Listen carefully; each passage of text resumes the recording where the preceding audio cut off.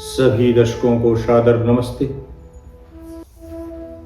सज्जनों, आज बाजार में कई रामायण हैं, कई कहानियां हैं, लेकिन हम आज उस मूल स्रोत की ओर लौटेंगे जिसे महर्षि वाल्मीकि कृत रामायण कहा जाता है। लेकिन महर्षि वाल्मीकि जो राम के समकालीन थे, उन्होंने उन्हें अवतार कहकर पुकारा ही नहीं। वाल्मीकि के राम हाड़ मास के मनुष्य हैं। वे रोते भी हैं, थकते भी हैं, संघर्ष भी करते हैं और कई बार दुविधा में भी पड़ते हैं। आर्य समाज इसी मानवीय राम को आदर्श मानता है। महर्षि दयानंद सरस्वती ने सत्यार्थ प्रकाश में स्पष्ट किया कि ईश्वर अजन्मा है, वह जन्म मरण के बंधन में नहीं आता। राम उस ईश्वर की आज्ञा का पालन करने वाले सबसे श्रेष्ठ पुरुष थे, इसलिए वे पुरुषोत्तम कहलाए। प्रसंग आता है कि एक दिन महर्षि वाल्मीकि ने देव ऋषि नारद से एक अत्यंत व्यवहारिक प्रश्न पूछा। उन्होंने यह नहीं पूछा कि भगवान कौन है, बल्कि उन्होंने पूछा को नवस्मिन सांप्रतम लोके गुणवान कश्च वीर्यवान आदि आदि।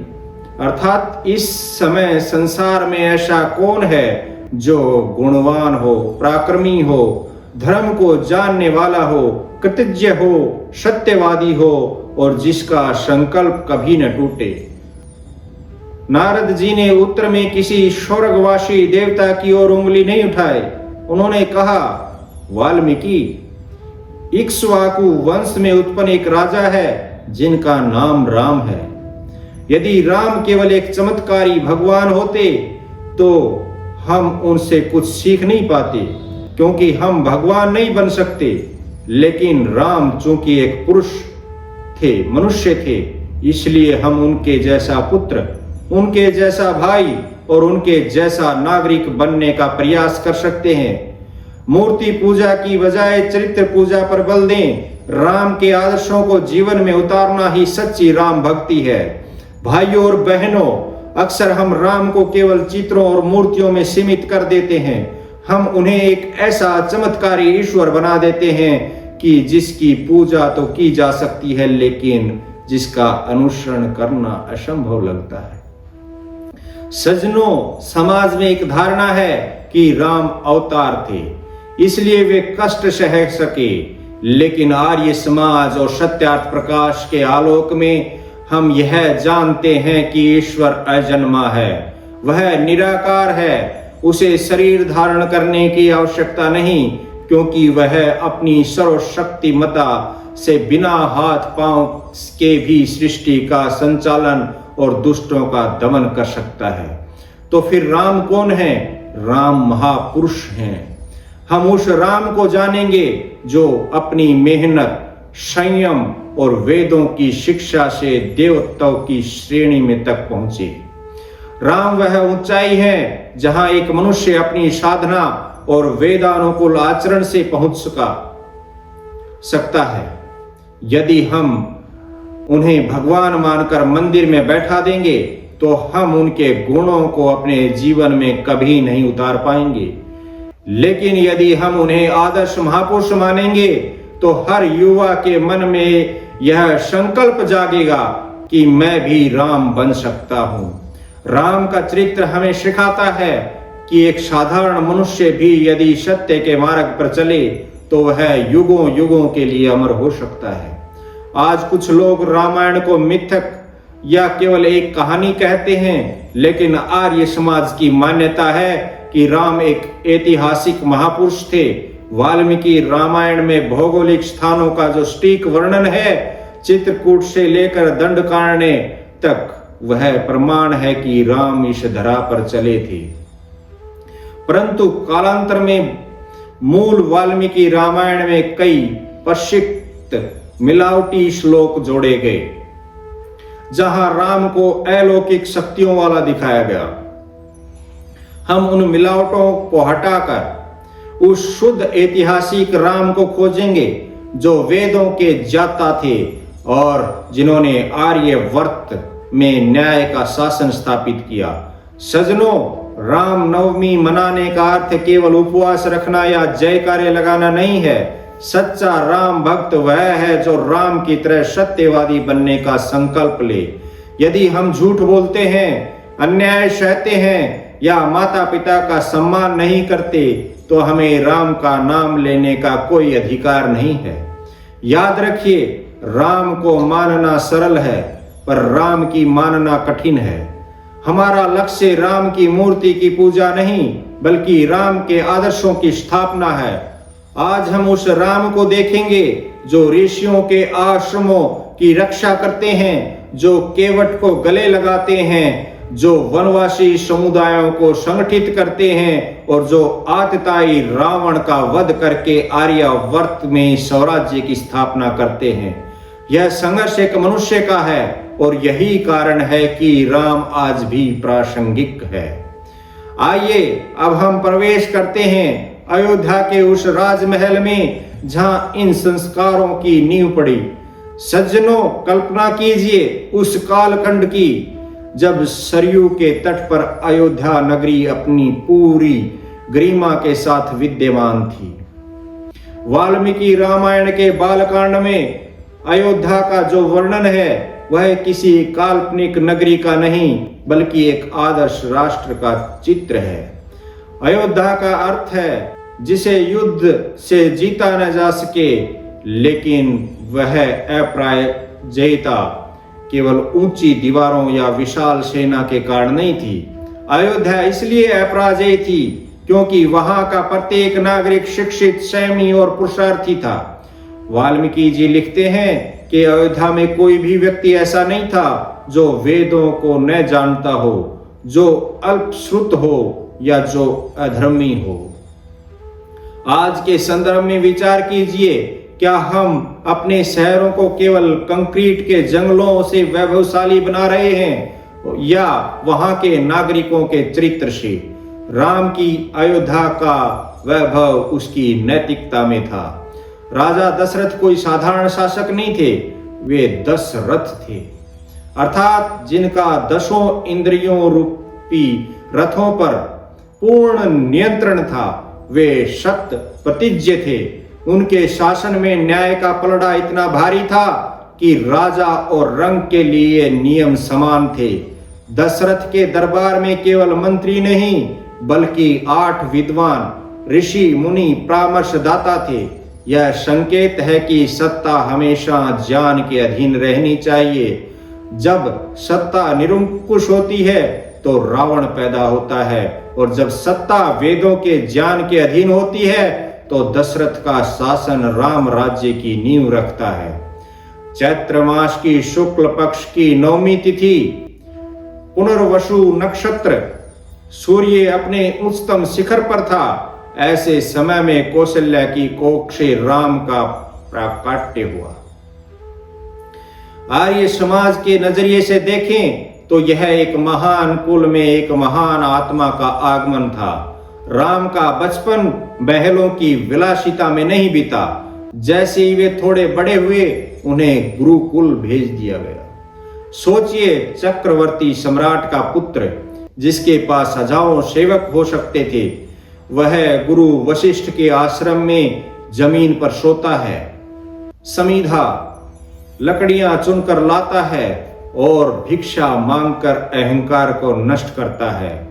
यही है वह संस्कारों की नींव। राम इसलिए राम बने क्योंकि उन्होंने बचपन में सुख नहीं साधना चुनी थी। सज्जनों, कल्पना कीजिए, सरयू के तट पर स्थित महर्षि वशिष्ठ का वह पावन गुरुकुल। राजा दशरथ के 4 पुत्र राम, लक्ष्मण, भरत और शत्रुघ्न राजसी वस्त्रों का त्याग कर हाथ में समीधा और कुशा लेकर एक साधारण ब्रह्मचारी की भांति गुरु के चरणों में बैठते हैं। वाल्मीकि रामायण स्पष्ट करती है कि राम को जो मर्यादा मिली वह रातों रात नहीं आई। वह गुरु वशिष्ठ के कठोर अनुशासन का परिणाम थी। आर्य समाज इसी गुरुकुल शिक्षा प्रणाली का पक्षधर है जहां ऊंच नीच का भेदभाव नहीं होता। एक राजा का पुत्र भी वहीं बैठकर पढ़ता था जहां एक ऋषि का पुत्र। यही वह स्थान था जहां राम ने सीखा कि सत्ता से बड़ी सत्य की शक्ति होती है। ऋषि वशिष्ठ के सानिध्य में राम की शिक्षा बहुआयामी थी। राम ने चारों वेदों का गहन अध्ययन किया। वे केवल रटते नहीं थे, बल्कि वेदों के विज्ञान को जीवन में उतारते थे।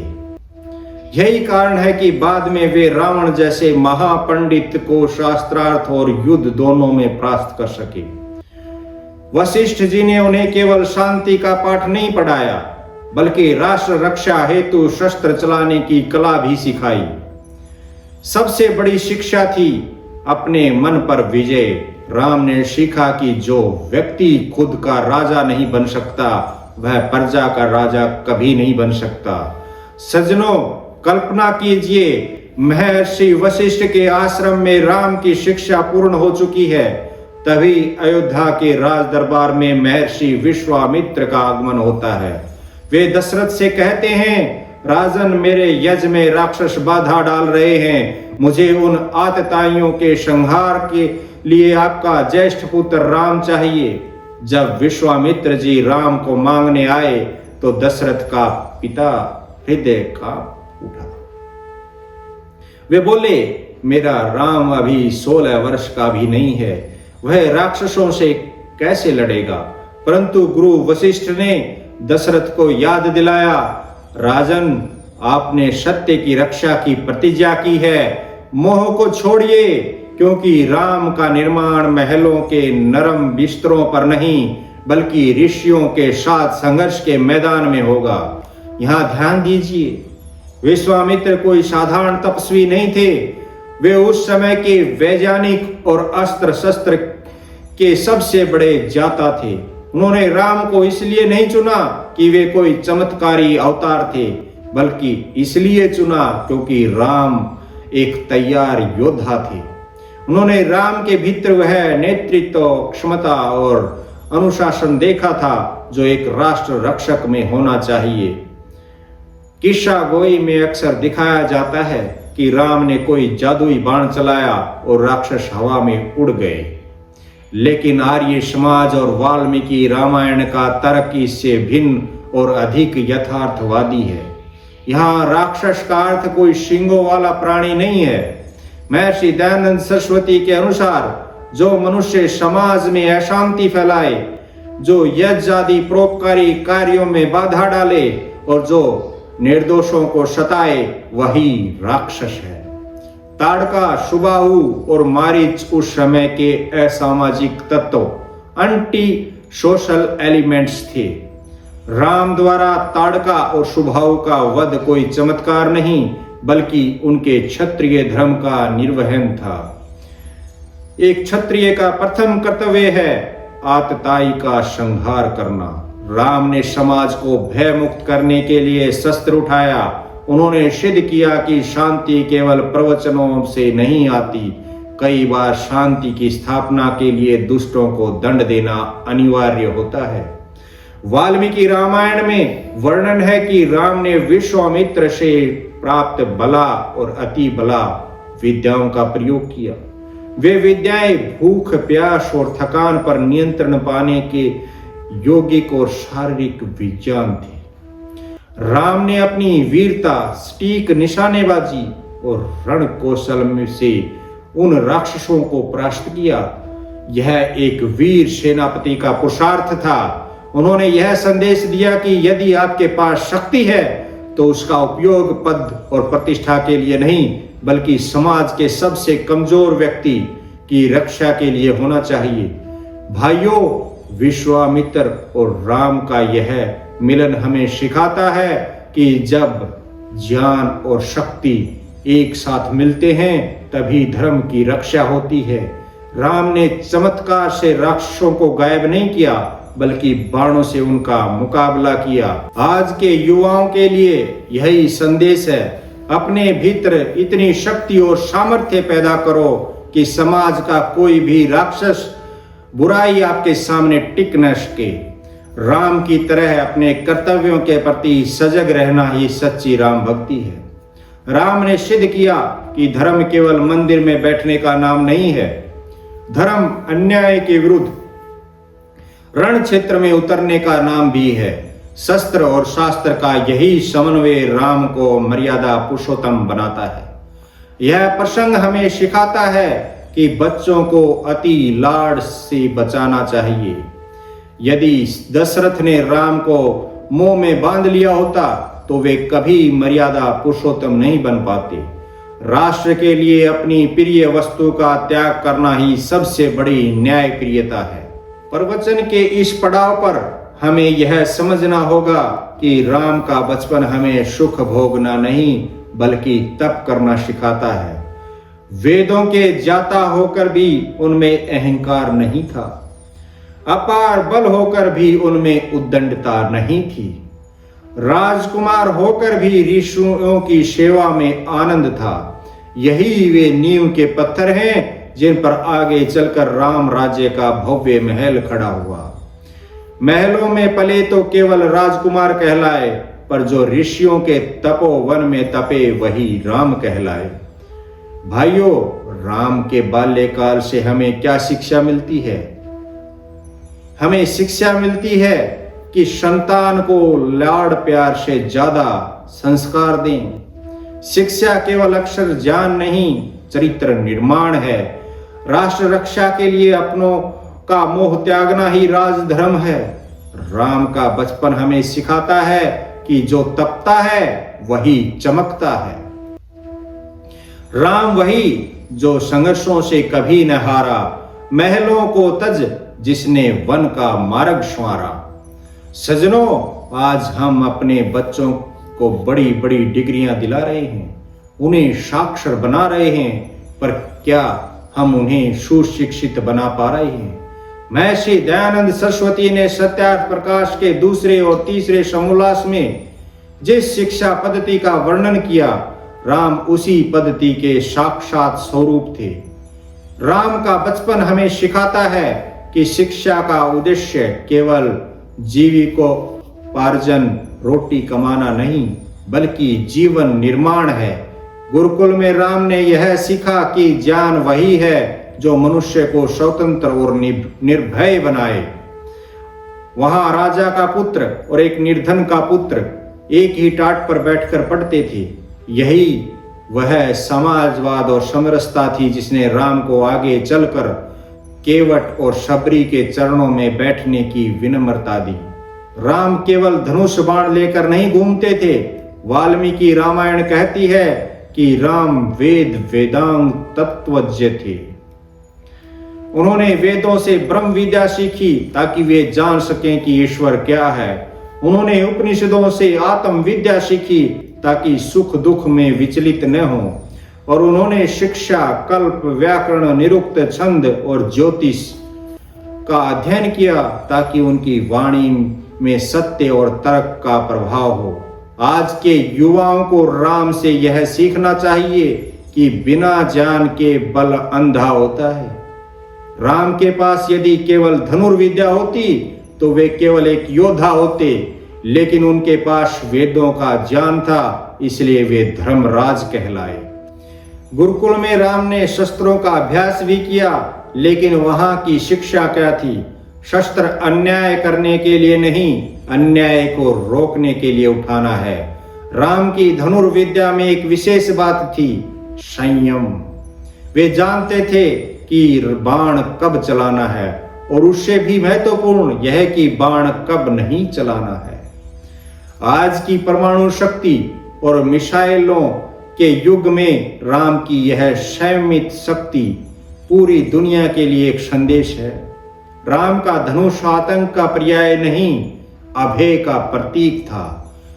अतः यदि हम आज राम नवमी मना रहे हैं तो हमें संकल्प लेना होगा कि हम अपनी भावी पीढ़ी को वेदों की उस गौरवशाली शिक्षा की ओर वापस ले जाएं, जहां मनुष्य स्वार्थ से ऊपर उठकर परमार्थ की सोचता है।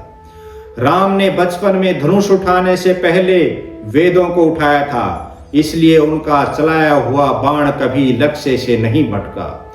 जिसने वेदों को जान लिया उसका जीवन कभी नहीं भटकता। सजनों, विश्वामित्र जी के साथ राक्षसों का दमन करने के बाद राम और लक्ष्मण जनकपुर की ओर प्रस्थान करते हैं। महाराजा जनक जो स्वयं एक महान विदेह राजा और दार्शनिक थे, उन्होंने एक प्रतिज्ञा की थी वीरता की रक्षा। उनके पास भगवान शिव का एक प्राचीन और विशाल धनुष था, जिसे उठाना तो दूर, हिलाना भी बड़े बड़े राजाओं के लिए असंभव था। यहाँ ध्यान दीजिए, वह धनुष केवल लकड़ी और लोहे का टुकड़ा नहीं था, वह शक्ति और अधिकार का प्रतीक था। जो उस पर प्रत्यंचा चढ़ाएगा वही सीता का रक्षण करने योग्य माना जाएगा। किस्सा गोई का वह दृश्य देखिए, सभा में एक से एक अभिमानी राजा आए। रावण जैसे योद्धाओं का नाम भी आता है, लेकिन कोई उस धनुष को हिला न सका। जब सब निराश हो गए, तब विश्वामित्र जी ने कहा, वत्स राम, उठो और इस धनुष की प्रत्यंचा चढ़ाओ। राम किसी अहंकार के साथ नहीं उठे, उन्होंने पहले अपने गुरु के चरणों का स्पर्श किया और फिर उस महान चाप को प्रणाम किया। वाल्मीकि रामायण कहती है कि राम ने उसे खेल खेल में उठा लिया। जैसे ही उन्होंने उस पर प्रत्यंचा चढ़ाई, वह धनुष बीच से टूट गया। यह कोई जादू नहीं था, यह राम के बचपन की उस धनुर्विद्या और ब्रह्मचर्य की शक्ति का परिणाम था। राम ने सिद्ध किया कि जिसके पास गुरु का आशीर्वाद और संयमित बल है, उसके लिए कुछ भी असंभव नहीं। धनुष टूटने के बाद राजा जनक ने अपनी पुत्री सीता का हाथ राम को सौंपा। सीता जो स्वयं विदुषी थी और शक्ति का स्वरूप थी। राम और सीता का विवाह केवल दो व्यक्तियों का मिलन नहीं था, बल्कि यह दो महान आर्य संस्कृतियों का मिलन था। अयोध्या और जनकपुर का यह संगम भारत के स्वर्णिम युग की शुरुआत थी। यहां यह भी महत्वपूर्ण है कि राम ने विवाह के समय केवल एक पत्नी का व्रत लिया, जो उस समय के राजाओं में विरला था। यह उनके इंद्रिय संयम और उच्च चरित्र का प्रमाण है। वाल्मीकि रामायण की सीता कोई बेचारी या अबला नारी नहीं है, वे शिक्षित है, तार्किक हैं और राम के साथ कंधे से कंधा मिलाकर चलने वाली सहधर्मिणी हैं।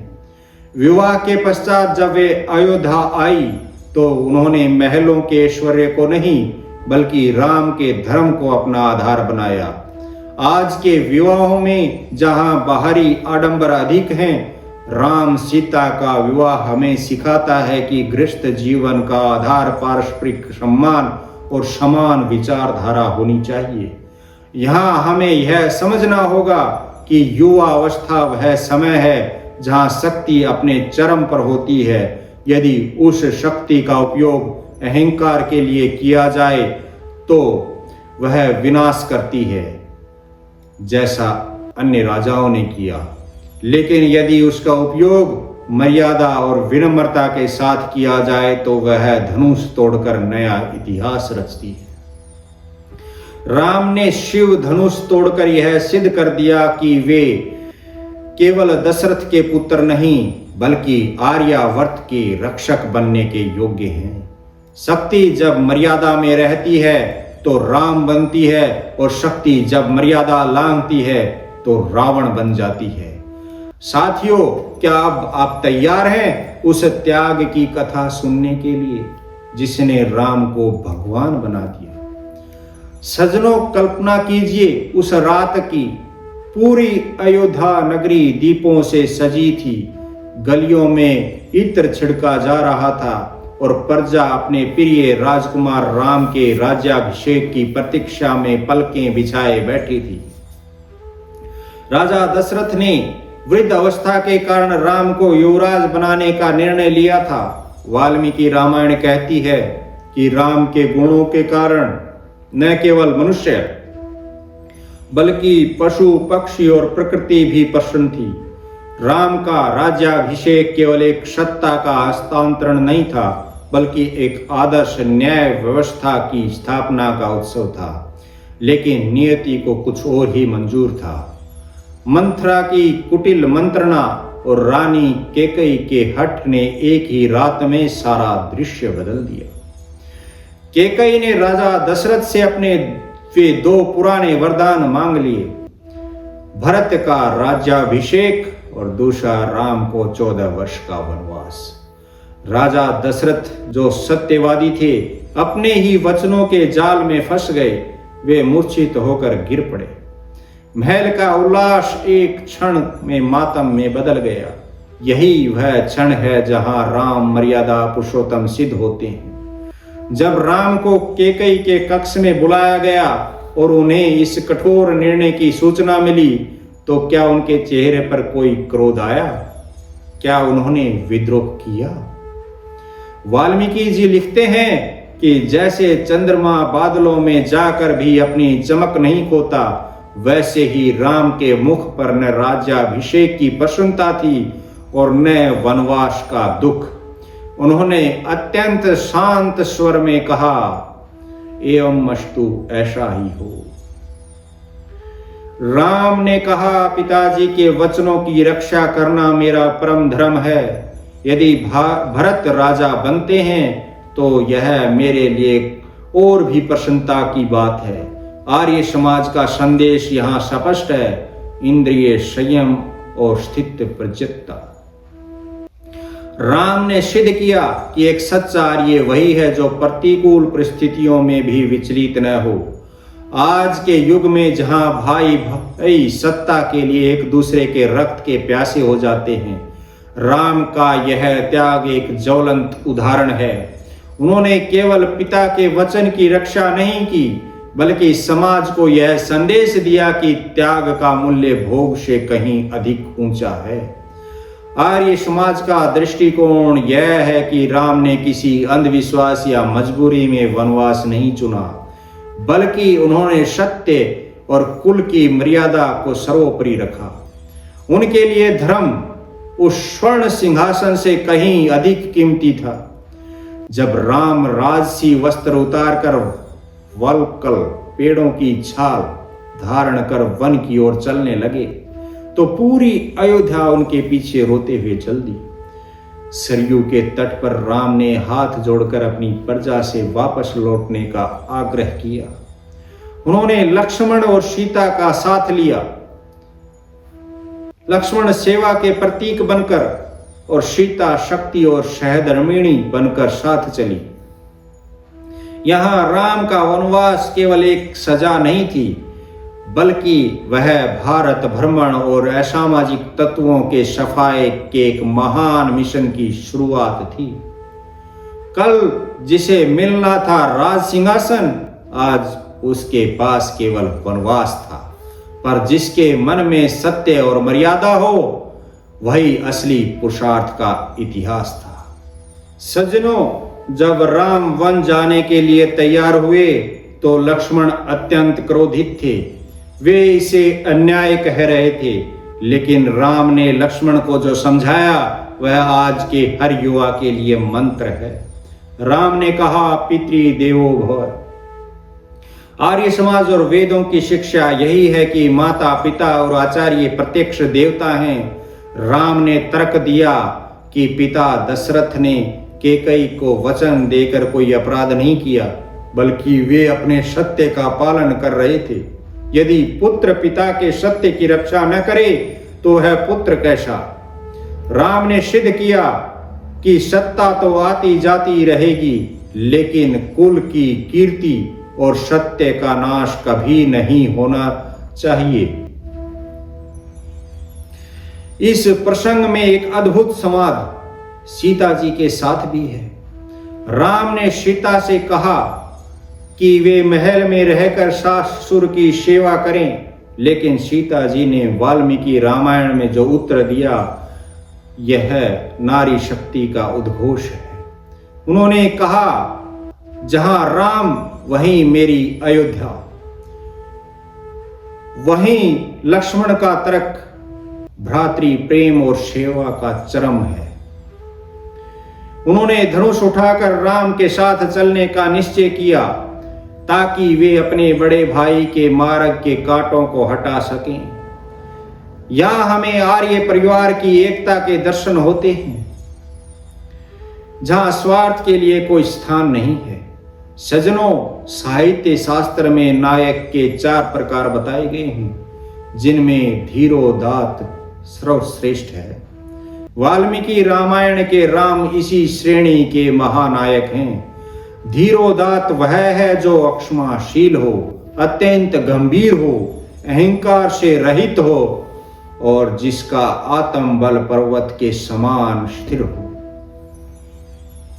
राम का चरित्र हमें यह नहीं सिखाता कि दुख नहीं आएगा, बल्कि यह सिखाता है कि दुख के आने पर डगमगाना नहीं है।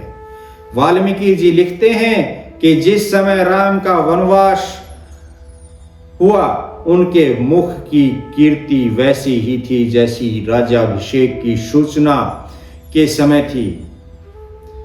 न सम्मान में हर्षित होना, न अपमान में शोक करना। आर्य समाज का सिद्धांत हमें वैराग्य और अभ्यास सिखाता है। राम इसी वैदिक दर्शन के जीवित उदाहरण हैं। संसार का सबसे बड़ा सुख सिंहासन और संसार का सबसे बड़ा दुख अपमान और निर्वासन।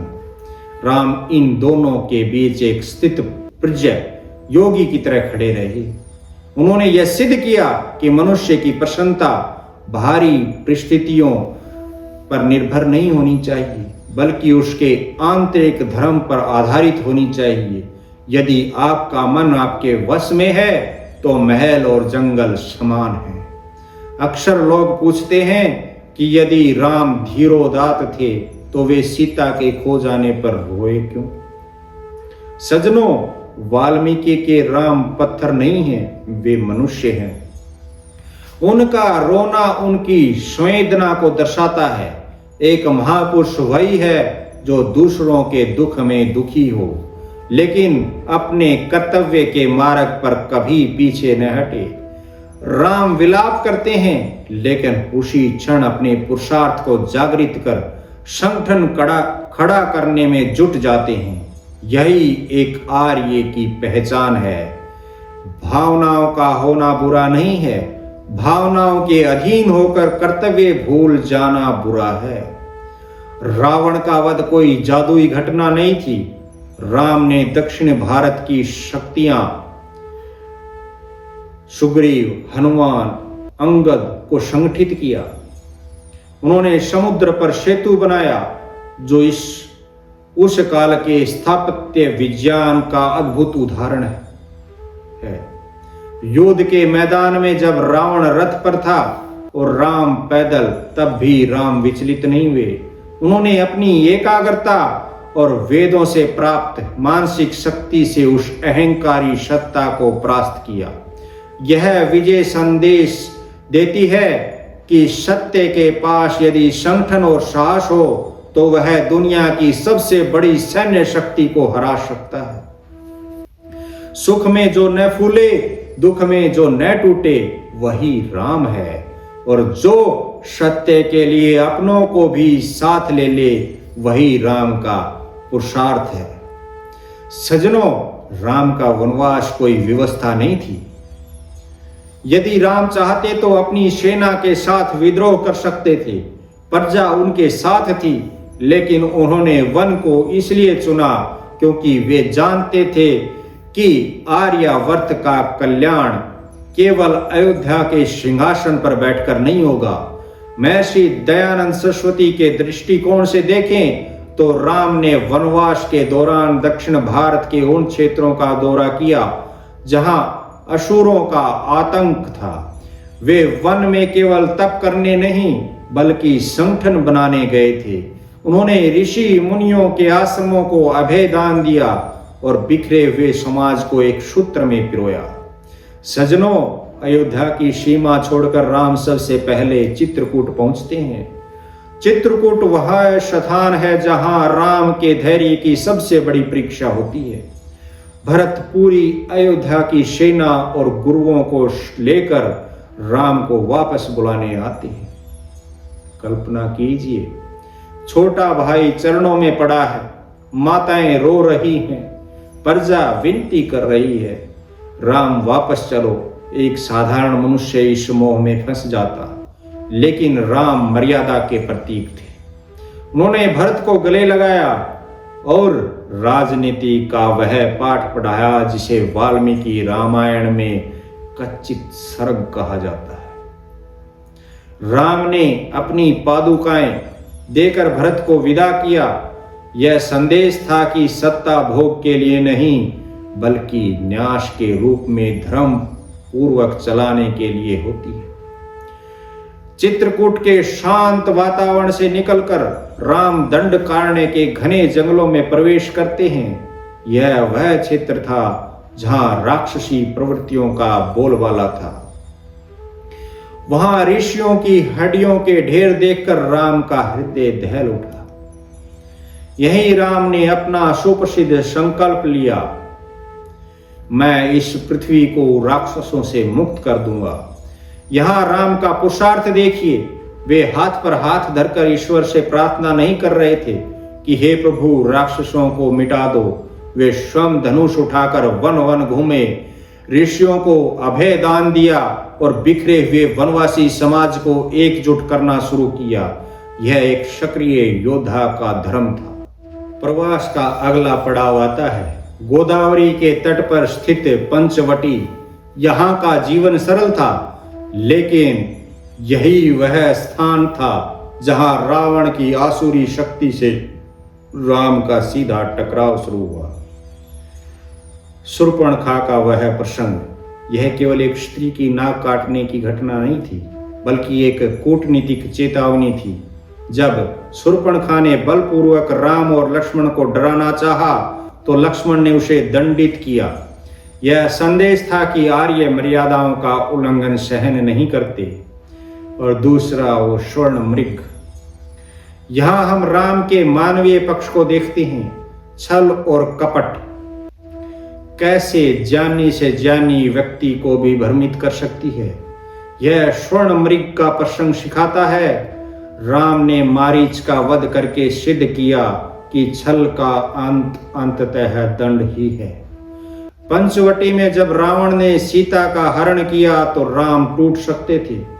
वे अयोध्या वापस जाकर सेना मांग सकते थे, लेकिन उन्होंने क्या किया? उन्होंने पुरुषार्थ का मार्ग चुना। उन्होंने अकेले दम पर नंगे पांव घने जंगलों में सीता की खोज शुरू की। वाल्मीकि के राम यहाँ रोते हैं, पेड़ों से पूछते हैं, पक्षियों से पूछते हैं। यह उनका मानवीय प्रेम है, लेकिन यह विलाप उन्हें कमजोर नहीं बनाता, बल्कि उन्हें और अधिक संकल्पित बनाता है कि अब इस आतंक की लंका को समूल नष्ट करना ही होगा। भाइयों और बहनों, राम का चित्रकूट से पंचवटी तक का सफर हमें सिखाता है कि जीवन में जब सब कुछ छीन लिया जाए, तब भी आपका चरित्र और आपका संकल्प आपके पास रहना चाहिए। राम महलों से निकलकर जंगलों में भी राजा की तरह नहीं, बल्कि एक रक्षक की तरह जिए। पंचवटी की कुटिया में बैठकर भी जिसने पूरे आर्यावर्त की चिंता की वही राम है। संघर्ष जिसकी शक्ति बनी और मर्यादा जिसकी भक्ति बनी वही राम है। सज्जनों, सीता हरण के बाद किसी भी साधारण मनुष्य का टूट जाना स्वाभाविक था। लोक कथाओं में राम को वन वन रोते हुए दिखाया जाता है, लेकिन वाल्मीकि रामायण में राम शीघ्र ही अपने शोक को संकल्प में बदल देते हैं। वे जानते थे कि विलाप करने से सीता वापस नहीं आएंगी, उनके लिए पुरुषार्थ करना होगा। राम ने अकेले लंका पर चढ़ाई करने की बजाय संगठन बनाने का निर्णय लिया। यह एक महान नेता का गुण है। उन्होंने अपनी शक्ति के साथ साथ जनशक्ति को जोड़ने का मार्ग चुना। राम की भेंट ऋष्यमुख पर्वत पर हनुमान जी से होती है।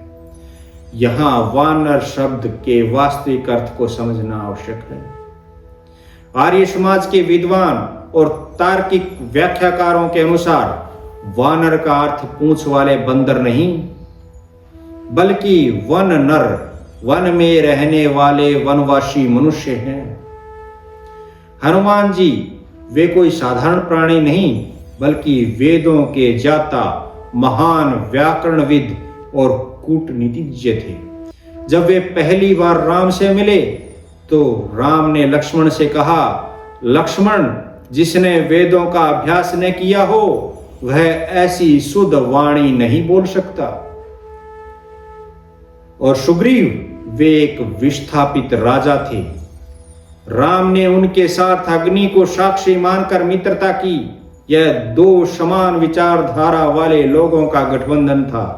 राम ने सुग्रीव को उनका खोया हुआ राज्य और सम्मान वापस दिलाया और बदले में सुग्रीव ने अपनी पूरी शक्ति सीता की खोज और धर्म युद्ध में लगा दी। आर्य समाज का संदेश यहाँ बहुत गहरा है। राम ने अयोध्या से सेना नहीं मंगवाई, उन्होंने वन में रहने वाले आदिवासियों, गिरिजनों और वन नरों को संगठित किया। जिन्हें समाज वानर या वनवासी कहकर उपेक्षित कर देता था, राम ने उन्हें योद्धा बनाया। उन्होंने सिद्ध किया कि यदि नेतृत्व सही हो तो साधारण लोग भी असाधारण कार्य कर सकते हैं। राम का यह गठबंधन सिखाता है कि राष्ट्र की रक्षा केवल महलों में रहने वाले सैनिकों का काम नहीं, बल्कि देश के हर नागरिक, हर वनवासी और हर वर्ग का सामूहिक दायित्व है। जब समुद्र पर सेतु बनाने की बात आई तो वह केवल पत्थरों का तैरना नहीं था, बल्कि वह सामूहिक श्रम और इंजीनियरिंग कौशल का चमत्कार था। नल और नील जैसे शिल्पियों के नेतृत्व में पूरी वानर सेना ने वह कर दिखाया जो असंभव था। राम ने हर छोटे बड़े जीव, यहाँ तक कि गिलहरी का उदाहरण भी दिया जाता है, के योगदान को सराहा। यह टीम वर्क और लोकतांत्रिक संगठन का सबसे बड़ा उदाहरण है। भाइयों, राम और हनुमान का गठबंधन हमें सिखाता है कि जब शक्ति और समर्पण एक साथ मिलते हैं तो अधर्म की लंका का ढहना निश्चित है। आज हमें भी समाज के बिखरे हुए अंगों को जोड़कर एक ऐसा ही संगठन खड़ा करना है जो कुरीतियों और अन्याय के विरुद्ध लड़ सके। शोक को जिसने शक्ति बनाया वही राम है। बिखरे हुए समाज को जिसने अजेय संगठन बनाया वही राम है। सजनों, रावण वध को केवल एक राक्षस के वध के रूप में न देखें। रावण कोई साधारण शत्रु नहीं था, वह महापंडित था, बलवान था, एक समृद्ध साम्राज्य का स्वामी था। किंतु उसकी समस्या क्या थी? अहंकार और अराजकता। आर्य समाज के दृष्टिकोण से यह युद्ध दो व्यक्तियों के बीच नहीं बल्कि दो दर्शनों के बीच था। एक और रावण था जिसकी शक्ति भोग, शोषण और अधर्म पर टिकी थी। वह मानता था कि शक्ति ही सत्य है। दूसरी ओर राम थे जिसकी शक्ति त्याग, मर्यादा और धर्म पर आधारित थी। वे मानते थे कि सत्य ही शक्ति है। रावण का शासन अराजकता का प्रतीक था। उसने मर्यादाओं को तोड़कर ऋषियों को सताया और दूसरों की संपत्ति व स्त्रियों का हरण किया। जब समाज में कोई शक्तिशाली व्यक्ति नियमों को तोड़ने लगता है तो वह रावण बन जाता है। राम ने युद्ध केवल सीता को वापस पाने के लिए नहीं लड़ा। वाल्मीकि रामायण में राम कहते हैं कि उन्होंने रावण का अंत इसलिए किया ताकि संसार में व्यवस्था पुनः स्थापित हो सके। राम ने सिद्ध किया कि कोई कितना भी बड़ा विद्वान या शक्तिशाली क्यों न हो, यदि वह मर्यादा के ऊपर स्वयं को समझता है तो उसका विनाश निश्चित है। इस युद्ध में राम के पास रावण जैसी विशाल सेना और स्वर्ण के रथ नहीं थे, लेकिन उनके पास क्या था? धर्म का रथ। वाल्मीकि जी के अनुसार जब विभीषण ने राम से पूछा कि प्रभु, आप बिना रथ के इस महायोद्धा रावण से कैसे लड़ेंगे, तब राम ने उसे धर्म रथ का उपदेश दिया। राम ने बताया कि असली रथ के पहिए शौर्य और धैर्य हैं, उसकी ध्वजा सत्य और शील है। यह संदेश आज के युवाओं के लिए है। साधन कम हो तो भी आपका मार्ग सत्य का है, तो आप दुनिया की सबसे बड़ी आसुरी शक्ति को परास्त कर सकते हैं। यह संदेश आज के युवाओं के लिए है। साधन कम हो तो भी यदि आपका मार्ग सत्य का है तो आप दुनिया की सबसे बड़ी आसुरी शक्ति को परास्त कर सकते हैं। राम ने रावण का वध करके यह प्रमाणित किया कि आतताई को क्षमा करना अधर्म है और उसका संहार करना ही वास्तविक धर्म है। रावण के गिरते ही राम का आचरण देखिए। उन्होंने लंका पर कब्जा नहीं किया, उसे अपनी कॉलोनी नहीं बनाया, उन्होंने तुरंत विभीषण का राज्याभिषेक करवाया। यह आर्य राजा का लक्षण है। युद्ध किसी का राज्य छीनने के लिए नहीं, बल्कि अधर्म को हटाकर धार्मिक नेतृत्व को स्थापित करने के लिए लड़ा गया था। यहां तक कि उन्होंने लक्ष्मण को रावण से राजनीति की शिक्षा लेने भेजा, जो यह दर्शाता है कि राम शत्रु के जान का सम्मान करते थे, केवल उसके अधर्म के विरोधी थे। रावण का वध एक व्यक्ति की मृत्यु नहीं, बल्कि एक आतंकवादी विचारधारा की अंत्येष्टि थी। राम ने दक्षिण से उत्तर तक आर्यवर्त को एक सूत्र में पिरोया और सिद्ध किया कि मर्यादा और व्यवस्था ही सुखी समाज का आधार है। अहंकार जब अंबर छूने लगे तो राम का बाण अनिवार्य हो जाता है। सत्ता जब सत्य को कुचलने लगे तो मर्यादा का मार्ग ही उद्धार करता है। सज्जनों, जब हम राम राज्य कहते हैं तो अक्सर लोग इसे केवल एक धार्मिक व्यवस्था मान लेते हैं, लेकिन महर्षि वाल्मीकि ने जो चित्रण किया वह एक कल्याणकारी राज्य की पराकाष्ठा है। इसका अर्थ बहुत गहरा है। राम राज्य वह व्यवस्था है जहां आध्यात्मिक दुख न हो, यानी कोई बीमार न हो, सबको शुद्ध भोजन और जल मिले, आधी दैविक दुख न हो, यानी प्रकृति संतुलित हो, समय पर वर्षा हो, पर्यावरण शुद्ध हो, और आधी भौतिक दुख भी न हो, यानी कोई निर्धन न हो, किसी के पास संसाधनों की कमी न हो। आर्य समाज का दृष्टिकोण स्वामी दयानंद सरस्वती के अनुसार राम राज्य का अर्थ है न्याय का शासन, जहां राजा पक्षपाती न हो और प्रजा आलसी न हो, जहां वेदों की आज्ञा के अनुसार आचरण हो। राम राज्य की 4 प्रमुख विशेषताएं थी जो आज के भारत के लिए भी उतनी ही प्रासंगिक हैं। पहली, निर्भयता। राज्य में स्त्री और निर्बल सबसे अधिक सुरक्षित महसूस करते थे। दूसरी, समरसता। केवट, शबरी और हनुमान के माध्यम से राम ने जो सामाजिक एकता बनाई वही राम राज्य का आधार बनी। यहाँ कोई भेदभाव नहीं था। तीसरी, शिक्षा। गुरुकुल परंपरा के कारण हर नागरिक ज्ञानी और कर्तव्यनिष्ठ था। चौथा है सत्य का शासन। राजा स्वयं को प्रजा का स्वामी नहीं बल्कि ट्रस्टी, सेवक मानता था। आज जब हम 2026 के भारत में खड़े हैं तो राम राज्य की आवश्यकता पहले से कहीं अधिक है। राम का चरित्र हमें आज के संकटों का समाधान देता है। भ्रष्टाचार के विरुद्ध राम का त्याग सिखाता है कि सार्वजनिक पद भोग के लिए नहीं, सेवा के लिए है। और दूसरा, पर्यावरण के प्रति राम का प्रकृति प्रेम, वनवास के दौरान पौधों और पशुओं से संवाद हमें इको फ्रेंडली जीवन की प्रेरणा देता है। तीसरा, पारिवारिक मूल्यों के लिए आज टूटते परिवारों के बीच राम, लक्ष्मण, भरत का प्रेम आर्य परिवार की नींव को मजबूती देता है। सज्जनों, महर्षि दयानंद सरस्वती ने सत्यार्थ प्रकाश में स्पष्ट किया कि ईश्वर अजन्मा है। उन्होंने राम को ईश्वर का अवतार न मानकर उन्हें मर्यादा पुरुषोत्तम और आर्य श्रोमणी कहा। महर्षि दयानंद का आह्वान बहुत सीधा था। राम की मूर्ति बनाकर उनकी पूजा करने से अधिक आवश्यक है कि हम उनके गुण, कर्म और स्वभाव की पूजा करें। यदि हम राम के सामने सिर झुकाते हैं लेकिन आचरण रावण जैसा रखते हैं तो वह भक्ति नहीं बल्कि पाखंड है।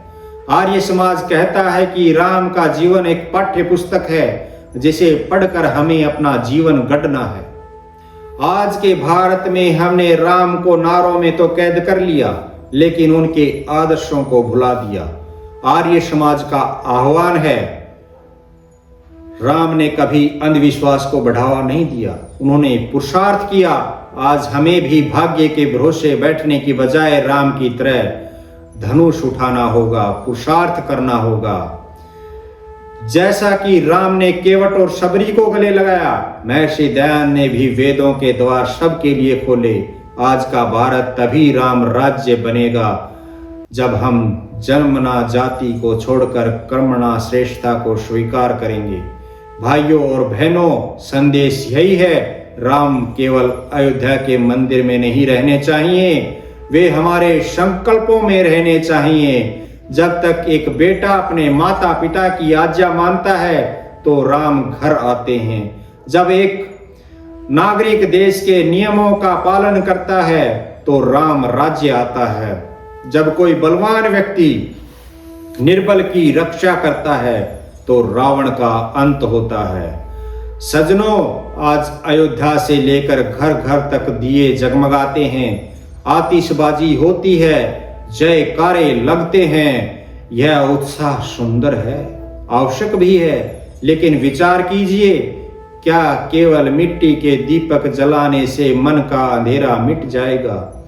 आर्य समाज का स्पष्ट संदेश है कि राम की सच्ची पूजा उनके चित्रों को सजाना नहीं बल्कि उनके चरित्र को अपने जीवन में सजाना है। यदि हमारे होठों पर राम का नाम है और हृदय में रावण जैसा कपट, तो वह दिया केवल तेल जला रहा है, हमारे जीवन को आलोकित नहीं कर रहा। मर्यादा पुरुषोत्तम राम वह दर्पण है जिसमें हमें प्रतिदिन अपना चेहरा देखना चाहिए कि हम कितने श्रेष्ठ बन पाए हैं। आइए इस प्रवचन के समापन पर हम अपने जीवन के लिए राम से 3 सूत्र मांग लें। पहला, सत्य भाषण। राम ने कठिनतम परिस्थितियों में भी सत्य का साथ नहीं छोड़ा। आज हम संकल्प लें कि चाहे कितना भी लोभ क्यों न हो, हम असत्य का मार्ग नहीं चुनेंगे। राम का भक्त वह है जिसकी वाणी और कर्म में एक रूपता हो। दूसरा, इंद्रिय संयम।